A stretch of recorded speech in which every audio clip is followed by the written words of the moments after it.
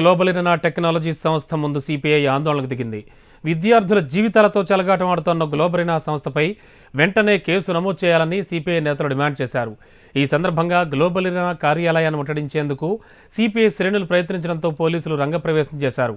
ఈ సందర్భంగా పోలీసులకు సిపిఐ నేతలకు మధ్య తోపులాట జరిగింది. ఈ ధర్నాలో కాంగ్రెస్ అధికార ప్రతినిధి సుజాత పాల్గొన్నారు.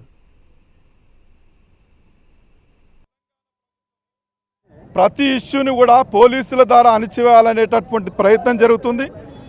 దానిలో భాగంగానే ఈరోజు ప్రభుత్వంలో ఉన్నటువంటి అధికారులంతా కూడా మేము ఏమి తప్పులు చేసినా కేసీఆర్ పోలీసు వ్యవస్థ కాపాడుతుందనేటటువంటి ధైర్యంతోనే ఇలాంటి అరాచకాలు ఈ రాష్ట్రంలో జరుగుతున్నాయి. 20 మంది విద్యార్థులు ఆత్మ బలిదానం చేసుకుంటే ఈరోజు కేసీఆర్ కూడా ఒక మాట మాట్లాడలేని పరిస్థితి. సంబంధిత మినిస్టరు ఇది అపోజిషన్ రాజకీయాలు చేస్తున్నాయని చెప్తున్నారు. ఏ సంస్థకైతే ఇక్కడ ఇచ్చారు గ్లోబల్ ఇరనా సంస్థకు అనేటటువంటి ఈ వ్యక్తుల వైఫల్యం, ఇంటర్మీడియట్ వ్యక్తుల వైఫల్యం వల్లనే ఈరోజు 20 మంది విద్యార్థులు చనిపోయారు. ఇప్పటికైనా ఆ 3 లక్షల మంది విద్యార్థులకు భరోసా ఇవ్వకపోవడం వల్లనే రోజుకి ఒక్కరిద్దరు చనిపోవడం అనేటటువంటి జరుగుతుంది.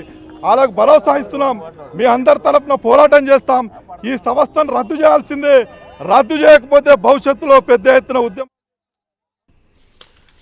మరిన్ని అప్డేట్స్ స్మాల్ బ్రేక్ తర్వాత